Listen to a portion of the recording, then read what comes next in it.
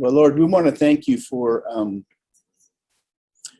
just your blessings in our lives, Lord. We're humbled by the way you take care of your people. And Lord, we're humbled by the way you reveal yourself in your word. And Lord, you give us encouragement, those that seek you, Lord. You open up windows of understanding, and you open our eyes up to the things that are happening in the world, and you place people before us. I pray for that person that Paul was able to talk to, Lord Mariano, that certain divine moment that he was able to share that, Lord, that it will strike Mariano's heart, and he'll be drawn to you. I pray the same thing for my sister-in-law, Deanne, Lord, that even though she rejected the complete picture of the truth, that it'll open her mind up again as she sees a testimony to her from somebody that's walked in the faith for a long time. Lord, I lift up to you people that are suffering from cancer. I pray for Dan Zapata and Chris Weaver, Deanne and Jim Presswood, that you would heal them, Lord. Most of all, Lord, that those that don't know you would come to know you. I thank you, Lord, for what you're doing in Paula's life, that she doesn't have that rheumatoid arthritis, Lord. And that's just an answer to prayer. So we thank you so much for that, Lord. I pray for Alan and Lisa, Lord, that for Alan's health, and for Lisa going through a lot of stress during this time. And Lord, I lift up my mom to you, who you gave her some relief this week, but she's still suffering with things, Lord. So I pray that you'd help her to sleep well and to heal up and enjoy these years that you've given her. And then, Lord, I want to thank you for the people in this room and those that aren't here, Lord, that you bless them wherever they are. I think Carol's traveling, Lord, or something, that you bless her. And I pray for Mick and Sharon, and just that you keep them, Lord. Thank you for your love and for your salvation, Lord. And I pray now, Lord, that you fill us with your spirit and teach us through this chapter in Revelation that is difficult in many ways, Lord. So I thank you for what you're going to do, and I ask you to bless this time in Jesus' name. Amen. Okay, so we're entering into a chapter that deals with a person known as the Antichrist. That's what we call him. He's known by many names, and if you look in the scriptures, you look at the different things he's called in different places, and you can kind of piece together his characteristics. He's called the enemy. Okay, when you think of enemy, you know what that is. He's called the man of sin. He's called the prince that shall come, the seed of the serpent, the idol shepherd, the destroyer, the little horn, the willful king, the wicked one, the lawless one, the son of perdition. And that's just to name a few. And in this chapter here, he's called the beast. So we look at all these things because we'll read one word, the beast, and we'll kind of just think about that. But we have to understand that there's a lot of pieces that go into this individual. He's been groomed for a long time by types that have come before him, and things that have been said about him. So just keep that in mind. So last week in chapter 12, John saw a sign in heaven, and there was a woman that was clothed with the sun, the moon, and 12 stars. And this woman was with child. And comparing this passage with the dream that Joseph had in Genesis 37, we see that the sun, moon, and stars represented Israel. And the child that would rule the nations with a rod of iron. Each one of those pieces are critical. A child is going to rule the nations with a rod of iron. So we look at that rod of iron. We see that in Psalms 2 and other places, and we know that's going to be the Messiah, right? We know a child isn't actually going to get on a throne. So we're talking about this one that's born will have this happen. So this child that would born will rule the nations with a rod of iron and would be the Messiah who would come out of Israel. It's not Virgin Mary. Another sign in heaven was a great red dragon, whose tail swept away a third of the stars of heaven and threw them down to earth.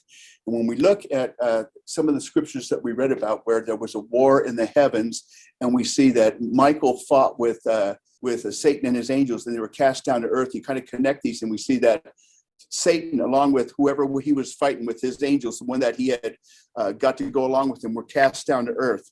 And this is a third of the stars of heaven were thrown down to earth. So kind of gives an indication that a third of what was up there followed him. The great red dragon's interpretation is found in verse 9. He is the serpent of old who was called the devil and Satan. And Satan, knowing that Messiah would be born from the seed of woman, tried from the very beginning to hinder Messiah from being born. And we see that in the deaths of bringing murder into the picture. And he tried to make Messiah compromise his mission in the wilderness. You know, if you'll bow down to me, I'll give you all these kingdoms.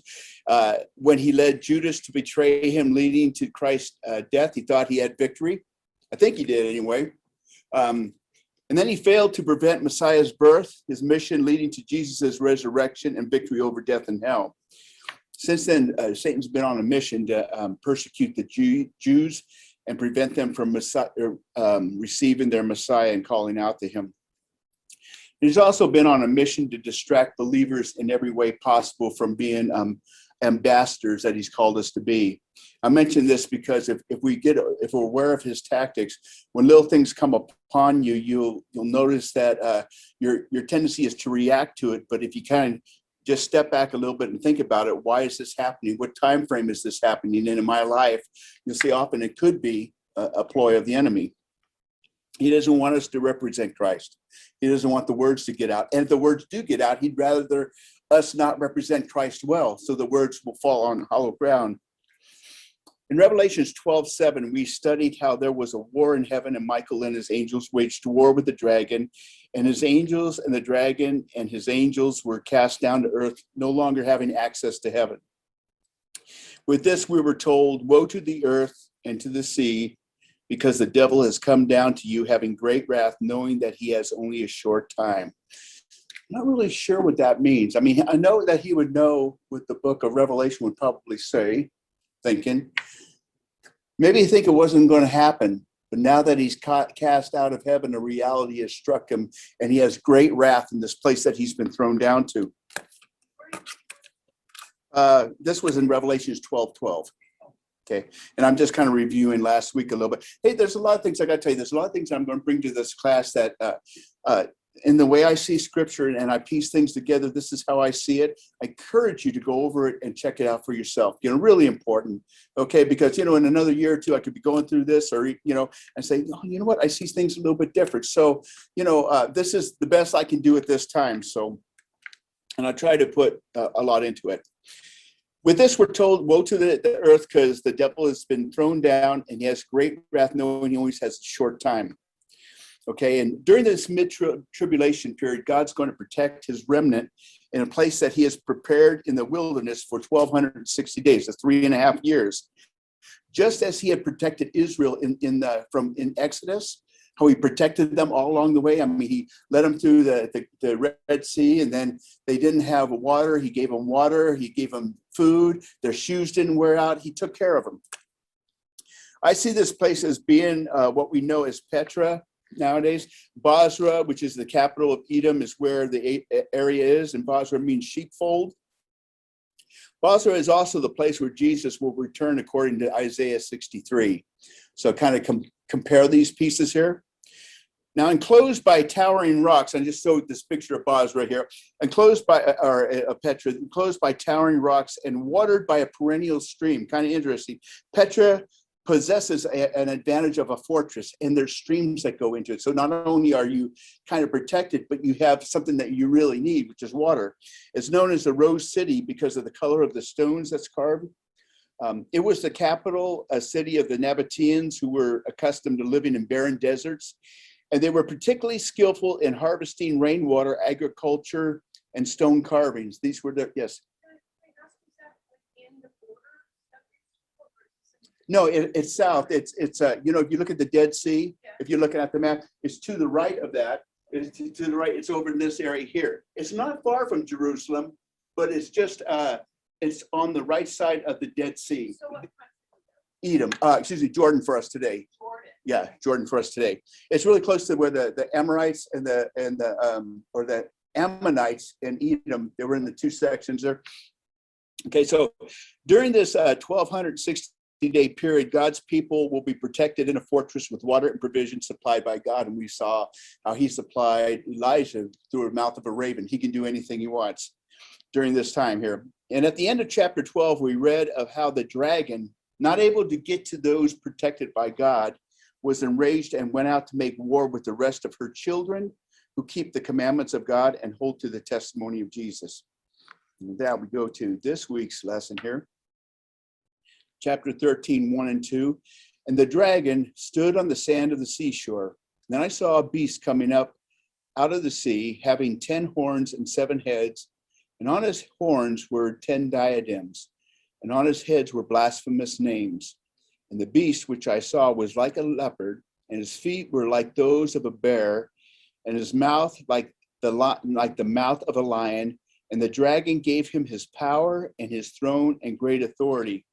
Okay, so one thing you have to understand is when you see this picture on the screen here, this is kind of like seeing a beast, but it represents something, okay? It's not actually that thing that's coming out. It's a depiction of the beast in Daniel 7, but they represent world empires, because we were told in Daniel 2 and then Daniel 7 and Daniel 8 that we saw a statue and we saw the world empires.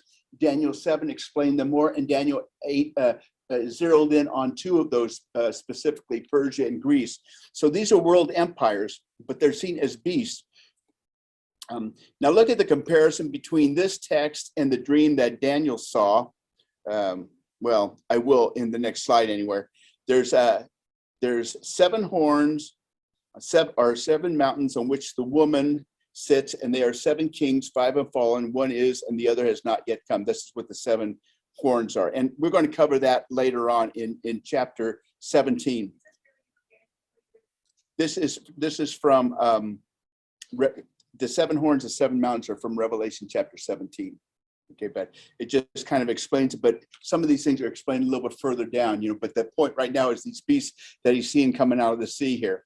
So now this is a lot to read, so I kind of highlighted the important things here that kind of connect them. You look at the Revelation passage, and then you look at the Daniel passage, and you see in Revelation, I saw a beast coming out of the sea.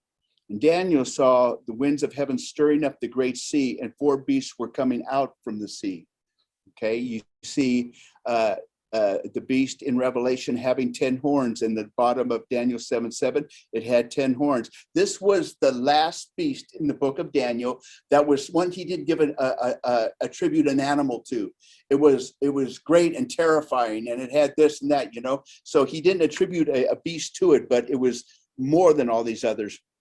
And then you see that in Revelations 13:2, that the first was like it was like a leopard, and his feet were like those of a bear, and his mouth like the mouth of a lion, and the dragon gave him his power and his throne and great authority. Now you see in Daniel chapter 7 verse 4, you see that first was like a lion, the second was a bear, and the third was the leopard. Okay, so the order has changed, if you didn't notice that. The empires that are listed in the order of the perspective of its writers. Okay, so Daniel is writing in the Old Testament, and he's looking forward because these empires haven't hit yet, or the Babylonian one has. John looks backward because he's seeing that which has happened, and he's writing about this future empire that's going to exist. John's perspective was seeing the beast as the last and greatest. I call it the revived Roman Empire. A lot of authors write that because it's coming from that area where the Roman Empire was, the land bases in that. So he sees it as the last and greatest world empire before the return of Messiah. And he looks backward in history, comparing it with the leopard, which was Greece, the bear, Medo-Persia, and the lion, which is the Babylonian Empire. So each one of these empires had a strength to it, a strength. And this last empire is going to be a culmination of all of them, and it's going to be the greatest. The Babylonians had a supreme king over them, had King Nebuchadnezzar. He was totally ruled. The Medo-Persians didn't have that. They had the Medes and the Persians, but they have an incredible number in their army. They had over 2 million people in their army, so the numbers were great.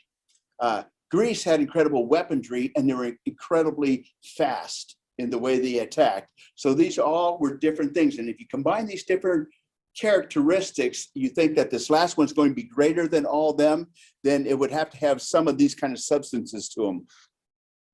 The sea in Daniel represented the Gentile nations, and out of the Gentile nations arose the Babylonian, Medo-Persia, Greek, and Roman. We see that in Daniel, that ruled the world in their day. In John's vision, he sees a beast coming out of the sea, and this would be a world empire, a world power, but it will also represent an individual that will arise from the Gentile nations who rule in the world at his days. Too small there, Denise? Okay.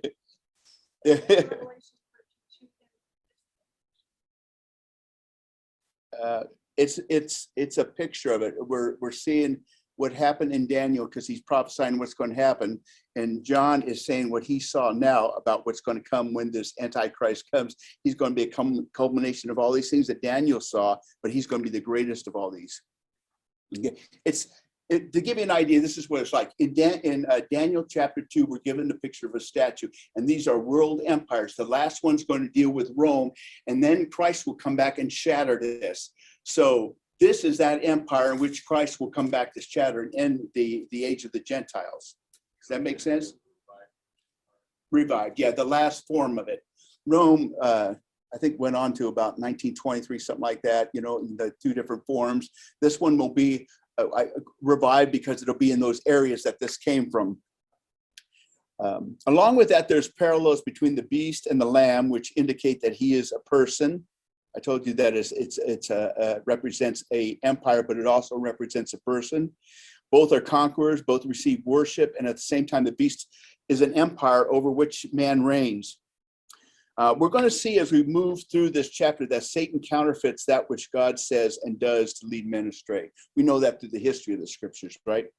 The beast is the embodiment of the age of the Gentiles. The last world empire is the one in which Daniel saw a stone from heaven, not cut with human hands, crushing it and ending all these kingdoms. I mentioned just a little bit ago. And we're told that God would set up a kingdom that would never be destroyed. So when all these great world empires are finally destroyed, God will set up an empire that will never be destroyed and reign forever. And back in chapter 11, I don't mean to go back and forth, but we have to look at some of these things so we get an idea. Back in chapter 11, we were introduced to the beast for the first time when we read about God's two witnesses that would prophesy for 1,260 days. They were given power over nature and to strike the earth with every plague, and they were protected during this time with the ability to destroy their enemies with fire. The beast would come out of the abyss, make war with these two witnesses, and kill them. That's all we're told about that in chapter 11. So now in chapter 13, we're going to build upon what we know about this individual. And the beast which I saw, I'm reading this again because I did this earlier, and the beast which I saw was like a leopard, excuse me, and his feet were like those of a bear, and his mouth was the mouth of a lion, and the dragon gave him his power and his throne and great authority. Okay, so the added insight in this is that it tells us the power behind the scene, the power behind the beast. We're told in Daniel chapter 10, I know, mark them down if you need to go to them. We're told in Daniel chapter 10 that there are satanic forces behind the kingdoms that rule this earth.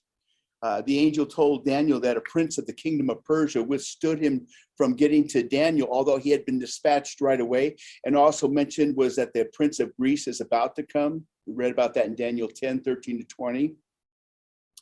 And although there's powers behind these world empires, God allows and uses world empires for his glory. They look like they're getting the upper edge, but they're not. They're all part of the sovereign picture of God. An example is how God used Nebuchadnezzar in the Babylonian Empire. He raised them up for 70 years. He took the people from Jerusalem, the disobedient ones, took them for 70 years of captivity. 70 years is what was determined. At the end of that 70 years, he raises up Cyrus in the Persian Empire to authorize the Jewish people to return to the land. At the end of the 70 years. And then God used the Greek Empire, which followed to spread a worldwide language that would be used to spread the gospel, common language. And he used the Roman Empire to build roadways throughout the known world to protect those on the road to carry the message of salvation to the world. So Rome not only built the roadways, but they had the Pax Romana, which is the Roman peace. So you went on that, you can't get attacked because this is Rome guarding it. So you could carry the gospel on their roadways. That's God doing that thing. forming all these. He doesn't do it all right away, but he does it slowly as he deems that it should be. Everything that Antichrist has comes through the dragon, Satan, his power, place of leadership, and authority. And just as Satan offered Jesus all the kingdoms of the world if you would bow down and worship him, so also he gives this to the Antichrist. And this is a part of something where I'm not really quite sure about, so I'll tell you that. I'm not sure whether that means that Satan will indwell this individual at certain times, or that this man will have some kind of deceptive power like that of Janus and Jambres, that's called the magicians in Exodus time, that were able to do things. I kind of lean towards Satan at one time is going to inhabit the body of Antichrist after he is delivered a mortal or a fatal wound. That's the way I look at it right now. Okay, and speaking of the Antichrist, Paul writes in 2 Thessalonians 2, the one whose coming is in accord with the activity of Satan, with all power and signs and false wonders, and with all the deception of wickedness for those who perish, because they did not receive the love of the truth so as to be saved. You think about people who you talk to and talk to and talk to, and they don't receive what you're saying. For this reason, God will send them a deluding influence, so they will believe what is false, in order that they may be judged who did not believe the truth but took pleasure in wickedness. So when men see these false signs and wonders, they're going to believe in them because they have already rejected the truth. I don't want the truth, but hey, that looks good, right? And we see people doing this all the time today. Revelation 13:3 and 4, I saw one of his heads as if it had been slain, and his fatal wound was healed, and the whole earth was amazed and followed after the beast. They worshiped the dragon because he gave his authority to the beast, and they worshiped the beast, saying, who is like the beast, and who will be able to wage war with him? So we're told that one of the 7 heads of this beast receives a fatal wound.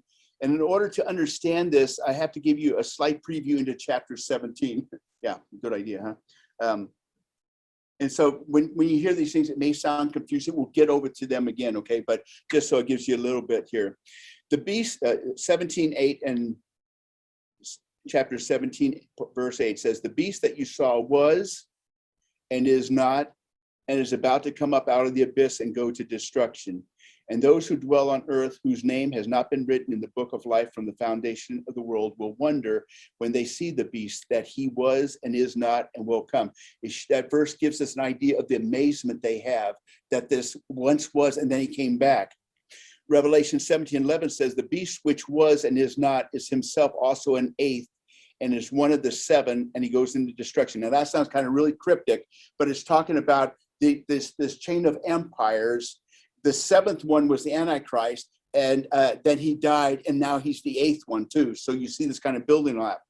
When Antichrist is healed from a fatal head wound, and fatal means death. That's why, he died. The whole world is amazed and follow after the beast. When I think about that, I think there's people weren't amazed that a man hung on the cross and was buried, and 3 days later rose from that and changed time's very nature. But they're going to be amazed at this guy because they have just this limited, they see what's happening, they're veiled, they're blinded, and but they'll marvel after this one. Jesus said, I have come in my Father's name, and you do not receive me. If another comes in his own name, you will receive him. All right, doesn't that strike a bell there? Sure.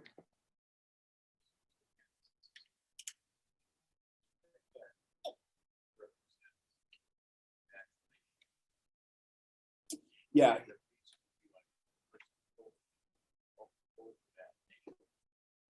Yeah. The 10 horns are like, it will say that kings who have not yet received their, what is called, not land, but the authority to rule. They're the kings there. The 10 hens are in 2 different places. One, it talks about world empires, and we have to look at the context in each one. This one that I read in Revelation 17 talks about the empires and what happens with the Antichrist coming afterwards. In Revelation, the one that we're in, it's talking about 7 kings that are ruling over these 10 kingdoms. Okay, that's how I see it. And then when one of the heads is struck, and that's the Antichrist, that is. It's the best I can give you right at this point. And I know some of it is very confusing. Yeah, because when I was going into this and going into chapter 7, I don't know if I want to bring that into class, because now you bring another 7 heads, another 10 horns, and you think, wow, but we'll try to take anything slow and answer questions as best I can. But understand that the enemy is a counterfeiter. He takes the things of God and he twists them to give them to other meanings and to lead humanity away from God. That's what he does. He twists the things of God so that humanity will follow. Didn't he do that in the Garden of Eden, right? Did God really say that? He knows that the day that you eat of this, you're going to be as God. You're going to be just as smart as God. He twists the things, right? Did he really say that? It makes you wonder. Here he counterfeits the resurrection with this fatal wound. The people in this day had rejected God's representative in his son, the Messiah. They must have heard about the Messiah. There was 144,000 witnesses. There were the 2 witnesses by the temple, and then those that were getting saved, who were probably martyred, were also spreading that, right? You come to know the Lord and you get killed, but before you get killed, you're telling these people about it. So they had to know about it, but they rejected God's son. They had accepted the false teachers and the false prophets, and this shows that they had rejected the truth. And that's what we see in our day, the rejection of truth and the twisting of truth, right? I mean, we looked at the newspaper the other day, we're just like scratching our heads going, do you believe this? The weirdness, it doesn't even make sense, the world we're living in, but instead they wanted acceptance and the approval of men. That in this generation we're talking about, they wanted the acceptance and approval of men. So they run after this guy. And instead, the reaction of the whole world is that they worship Satan. That's what it says in this passage, the dragon. And they worship the beast. And they believe that no one could stand against him. He wrote, hey, look he was healed. Nobody could stand against him. Again, you're forgetting, what happened.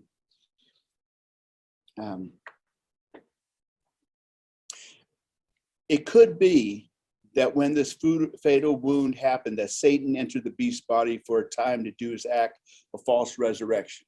The way I'm looking at it, okay? Could be, okay? John 13:2, and this is why I had this idea. In John 13:2, we read, during supper, the devil, having already put into the head of Judas Iscariot, the son of Simon, to betray him, Luke 22:3, and Satan entered into Judas, who was called Iscariot, belonging to the number of the 12. Again, in John 13:27, after the morsel, Satan then entered into him. Therefore, Jesus said to him, what you do quickly. Can you imagine you probably heard this example before, but can you imagine if in our lifetime, after that horrible scene where JFK was shot and you saw his head shot, that he came back then? I mean, everybody would get the amazement of that, right? I see something like that, but even greater. After this, I kept looking in the night, visions, and behold, a 4th beast, dreadful and terrifying and extremely strong. And it had large iron teeth that devoured and crushed and trampled down the remainder with its feet. And it was different from all the other beasts. Once again, this is in Daniel 7, and I put it up there. While I was contemplating the horns, behold, another horn, a little horn, came up among them. And the 3 of the first horns were pulled out by the roots before it. And behold, this horn possessed eyes like the eyes of a man, and a mouth uttering great boast. We have to go back and forth because we're getting pictures of these. Let me give you a possible scenario. Again, this is kind of like me talking, so check it out, okay? I encourage you to please check out the scriptures on this, because if you were to grab a stack of commentaries of Revelation, you're going to find all kinds of different thoughts about it. Daniel speaks of this 4th beast that was different from the others, having 10 horns. The beast in Daniel represents a world empire, and the horns are rulers in this empire. Now, among these horns, it says another horn, a little horn, which is Antichrist. And there was a picture of him and what he would do in the Greek Empire under Antiochus Epiphanes, also called a little horn. So we get a picture of his nature through the back here for past scripture. Another horn, a little one, the Antichrist, another ruler who does not have the same status as the 10. This horn possessed eyes like the eyes of a man and a mouth uttering great boast. He comes up among them, and 3 of the first horns were pulled out by the roots before it. Okay, so this guy is just kind of coming up later past these. He's coming up past these 10 leaders, and he's just little at the time, right? Sounds like he's overpowering. Yeah. Okay. So, yeah, Daniel uses this kind of language as speaking about Alexander the Great too being uprooted after his death. Same kind of language. It's possible that these 3 out of 10 horns were in opposition to this little horn that came up. Okay, and they kill him. And when he's healed from this fatal wound, the 3 horns are pulled out by their roots, removing their authority and elevating the Antichrist onto the world stage. He not only has been healed from this fatal wound, but now he takes care of those who have done this to him. He's getting this notoriety here. And then the other horns would follow him into submission, I believe. Because you see, he rules everybody. He rules everywhere. Along with that, the 2 witnesses are killed by the beast. This whole time period, the 2 witnesses are killed by the beast, ending what the world thinks is a cause of their misery. Okay, this guy was healed from a fatal wound. He takes care of these 3 horns. He takes care of the 2 witnesses. And also in line with Daniel 9:27, a firm covenant that had been made will be broken, ending sacrifices in the temple. So there's a lot of things going on in this time period that is going to get the world's attention. The convergence of all these details brings the beast into a place of prominence as a political ruler, a military leader, and a religious ruler who gains the worship of the whole world. So you see how it slowly kind of progressed. First of all, he's just part of one of this, and then he's winning, the way he conquers and all this. And now it's getting to the place where he's getting worship. Revelation 13:5-6. There was given to him a mouth speaking arrogant words and blasphemies, and authority to act for 42 months was given to him. You notice in these chapters that go before the 7th trumpet and the bowls being poured out, everything is mentioning 42 months, 1,260 days, 3.5 years. It's all given this, what's going to happen after this. And he opened his mouth in blasphemies against God to blaspheme his name and his tabernacle, that is those who dwell in heaven. Now, the reason he's called the Antichrist is because he puts himself in the place of Christ, okay? It's not so much that he's against Christ, although he is, but he puts himself in place of Christ. The people worship what he can do, not what God has done. God created everything, forgiveness through the Messiah. They don't worship that, but they worship this beast here. They worship this false resurrection and not the resurrection of Christ, Antichrist. Daniel says that this little horn has the eyes of a man and has a mouth uttering great boast. In this Revelation passage, where we see his arrogance and his blasphemies. And who are these blasphemies directed at? They're directed at God, his name, and his tabernacle, all those that dwell in heaven. And if you think about this, Satan and his angels were cast out of heaven. They can't go back there. So they hate everything about heaven. They hate everything in there. Again, there was given him a mouth speaking arrogant words and blasphemies, and authority to act for 42 months was given to him. And he opened his mouth in blasphemies against God to blaspheme his name and his tabernacle, that is those who dwell in heaven. Now, I included these 3 sets of Daniel passages in Daniel 7, in Daniel 8, and then in Daniel 11. And you read that he will speak out against the Most High.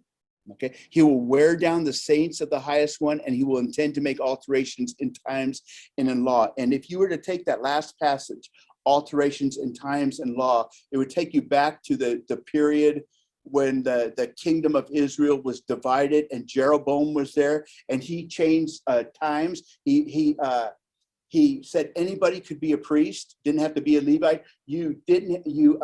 We will change the Feast of Tabernacles to another day. He put temples in 2 different places, basically, to worship calves, changes times and alterations. This guy is going to do something similar like that. But that gives us a picture of it. And he'll be given into his hand for a time, times, and half a time. Again, that's 3.5 year period. In Daniel 8:23 to 20 and 25, in the latter period of their rule, when the transgressors have run their course, a king will arise, insolent and skilled in intrigue. And through his shrewdness, he will cause deceit to succeed by his influence, and he will magnify himself in his heart.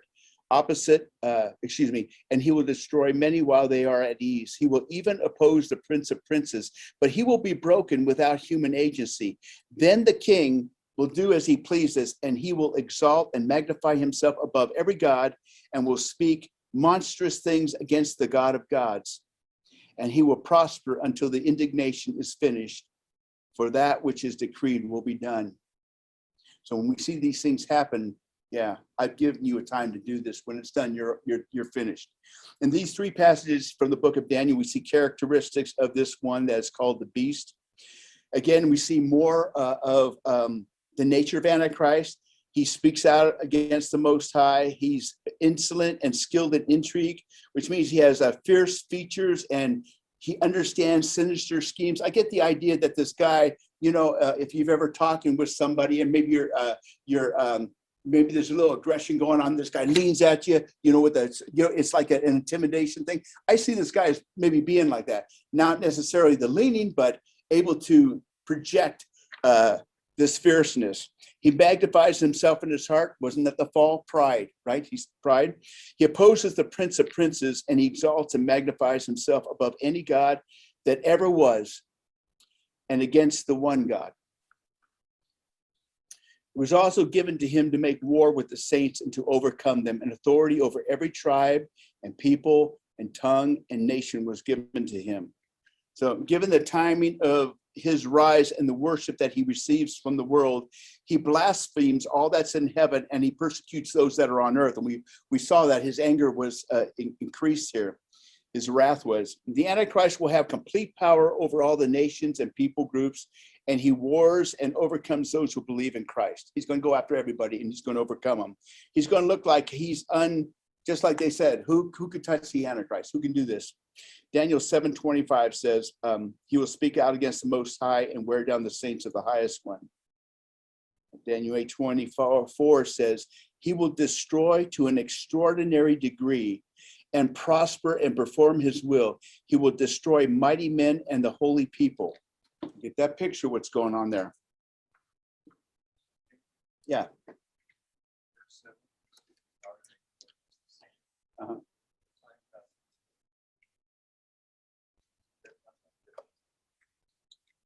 Tribulation Christians, tribulation saints, okay? Because there'll be churches taken out, there's going to be people saved, but they're going to have to go through the tribulation.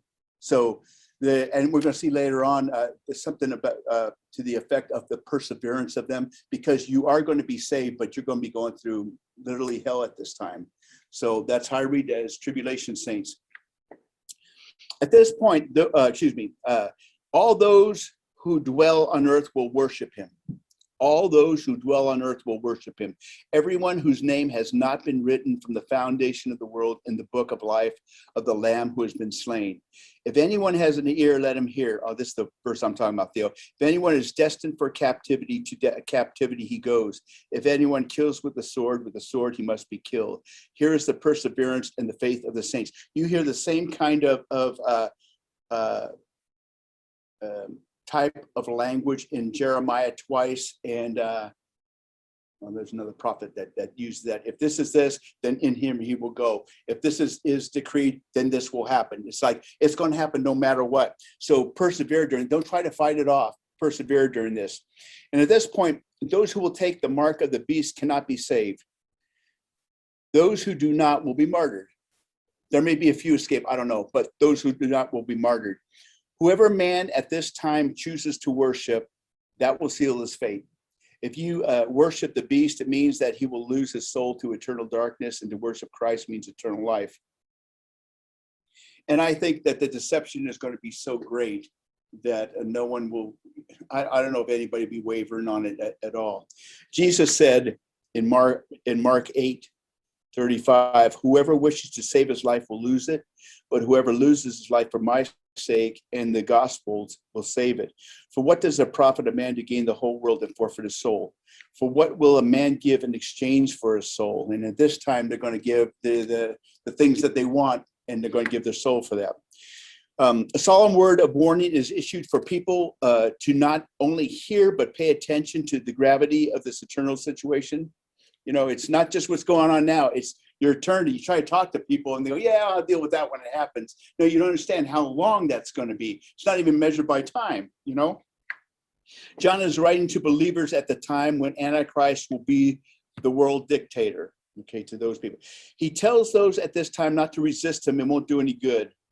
God has appointed him this period of time for his reign. He's given Antichrist this block of time for his reign. Those living during this time must persevere in their faith, which will more than likely mean they're going to lose their lives. Verse 13:11. Then I saw another beast coming up out of the earth, and he had two horns like a lamb, and he spoke as a dragon. Okay, so the first beast, Antichrist, came out of the sea. The second beast comes out of the earth. The first beast rose out of the area of the world that all the previous empires had been in, because Daniel saw these empires coming out of there. So we're talking about he's coming out of there. The second beast comes out of the land. It's believed to possibly be Israel, okay, because Israel was waiting for a Messiah. So you can just throw that around and check it out. It doesn't really say that. But it's possible. But he comes out of the land. He will appear to point people towards God. Okay, so whoever this second beast is, he's going to appear to point people towards God, and he's going to make the earth and those dwelling in it worship the beast.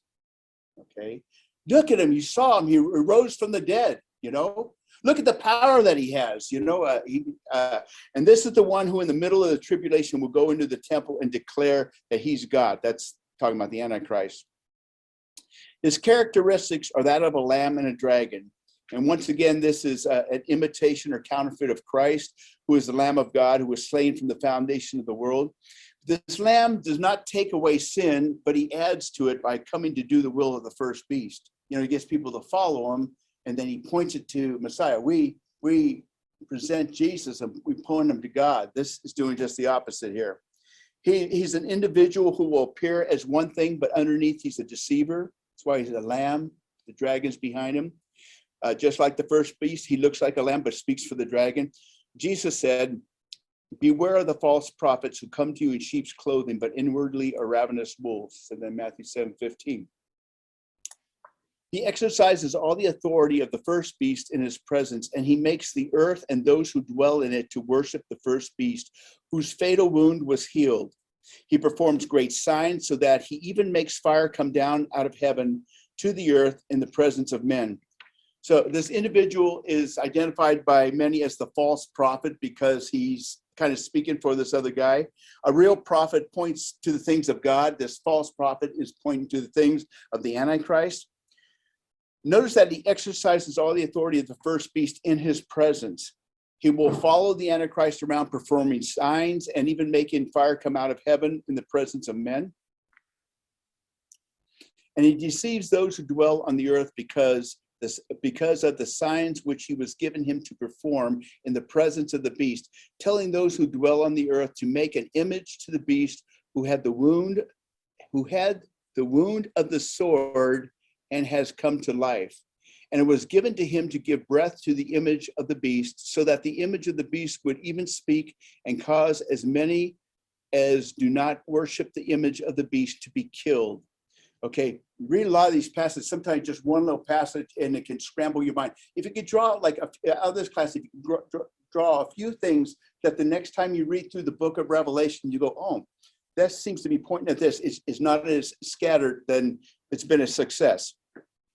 The false prophet will offer the world something new to worship, the first beast. And he'll use the healing of the fatal wound as a rallying point to bring attention to the beast. He's going to draw men to him and get an audience by the signs that he performs, and he will duplicate what the two witnesses did by calling fire down from heaven. People are going to connect this individual with a prophet because of what he does imitates what the other prophets did. You read in the book of Kings, you read Elijah called out fire. You remember on Mount Carmel? Fire torch two times that we were reading our devotion the other night in 2 Kings chapter 1, where Ahaziah sends his captain and 50 men to Elijah and tell him to come over here. And he says, if I'm a prophet, and fire comes down and kills them. Then another captain with 50 men, and he kills them. Finally, the third one comes. He goes, hey, don't do it to me. And he goes with them. Okay. So, but you see this kind of thing, fire coming down from heaven. You connect this with the prophet.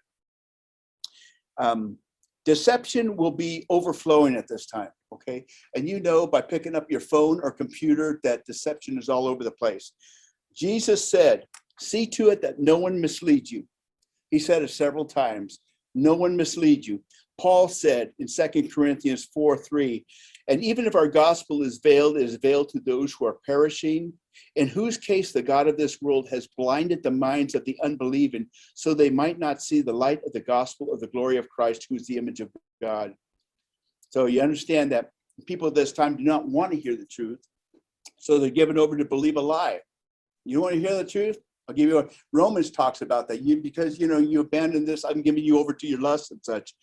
Paul says, the one who's coming is in accord with the activity of Satan, with all power and signs and false wonders, and with all the deception of wickedness for those who perish, because they did not receive the love of the truth so as to be saved. For this reason, God will send upon them a deluding influence so that they will believe what is false, in order that they all may be judged who did not believe the truth, but took pleasure in wickedness.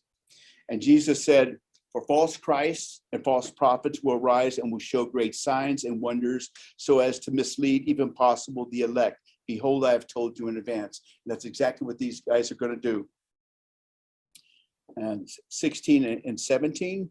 And he causes all, the small and the great and the rich and the poor and the free men and the slaves, to be given a mark on their right hand or on their forehead. And he provides that no one will be able to buy or sell except the one who has the mark, either the name of the beast or the number of his names. Now, we can understand what this may look like from the example in Daniel chapter 3, because in Daniel 2, after Daniel had told Nebuchadnezzar what this statue was and what it represented, the very next chapter, we don't see Daniel in that chapter, but the very next chapter, Nebuchadnezzar is building this golden statue that says it's 90 cubits high, which is quite tall. In Daniel 3:5, it says and this was what happened. Once he builds that statue, at the moment you hear the sound of the horn, flute, lyre, trigon, psaltery, bagpipe, and all kinds of music, you are to fall down and worship the golden image that Nebuchadnezzar the king has set up. But whoever does not fall down and worship shall immediately be cast into the midst of the furnace of blazing fire. And we know what happened with Shadrach, Meshach, and Abednego, and how the Lord was in there with them. So this is a picture now. Okay, it's a picture of what will happen during these last 3.5 years as the Antichrist reigns. The false prophet will tell those who dwell on the earth to make an image of the beast who had the wound of the sword and has come to life.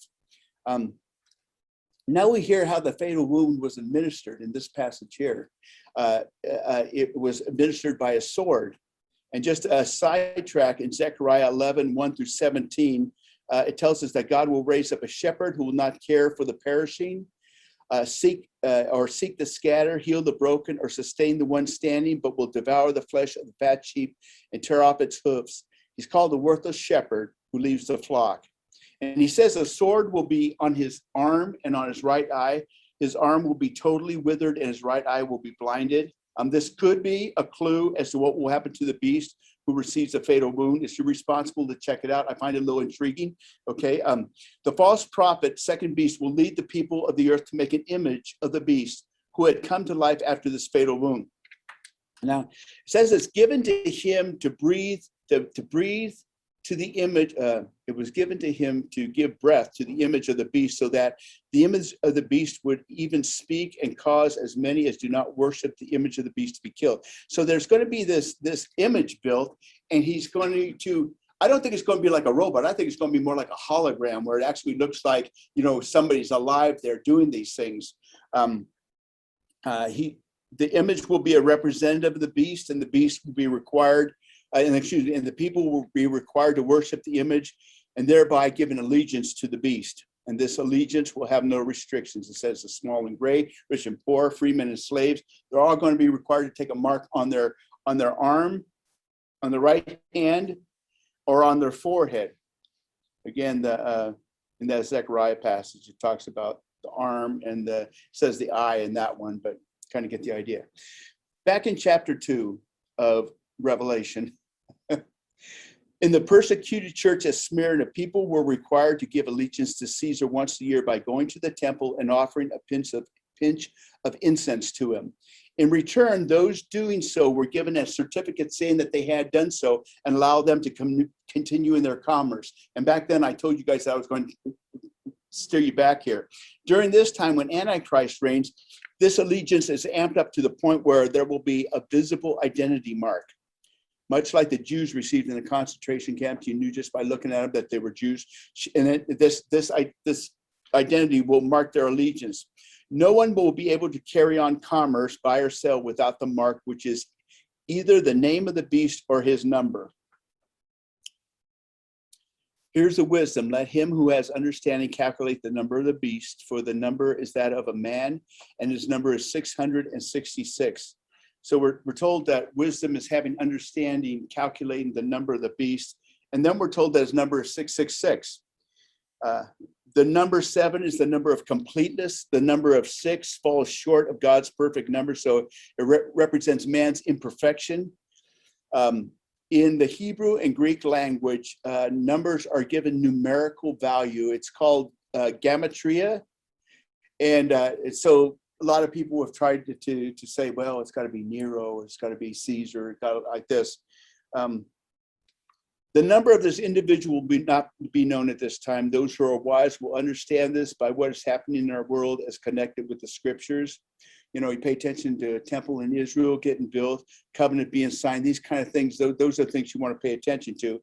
Mankind is fickle and subject to the next promising thing on the horizon that will make their lives better. And the times that we're living in is cultivating an environment where men will willingly take a mark to make life better. If I can take this mark, it means I can do this. Absolutely, I'm going to do it, you know. The important detail for us to walk away with this is that those who have not given their lives to Christ are subject to the other one. It's Christ or the other one. We're not to live trying to figure out who this coming individual is, but to share the one who we do know with the world. Okay? That's it. Right at 10:30. Amazing. But I had to start late. Okay. Any questions or answers? Right. Exactly. 6:16. Yeah, no, I know yeah, I agree. That's why I said, you know, the important thing is to understand what lies in the balance of choosing this guy or, you know, it's your eternity, you know, that's so. Yeah. Lord, thank you. This is a load, Lord. Help us to grab the important things out of this lesson, Lord. Help us to grab the things that will impact our lives at this time. And help us to continue to study your word, Lord, so that we can become wise in handling it and be able to share it with others. I thank you for this day. I ask you to bless all that happens next door, Lord, that you anoint David's message and that you bless all that's there in Jesus' name. Amen.